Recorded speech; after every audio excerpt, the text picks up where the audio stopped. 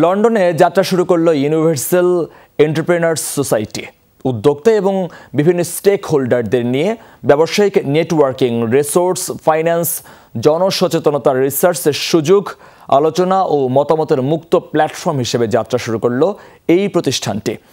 বুধবার লন্ডনের বাংলা প্রেস ক্লাবে অনুষ্ঠিত হয় এই সংবাদ সম্মেলন। এতে উপস্থিত ছিলেন ইউইএস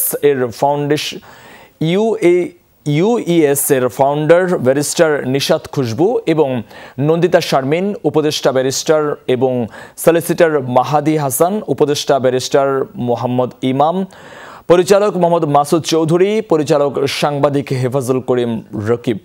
মূলত ব্যবসায়ীদের জন্য একটি গ্লোবাল নেটওয়ার্ক তৈরি করার লক্ষ্যে গঠন করা হয়েছে এই নেটওয়ার্ক।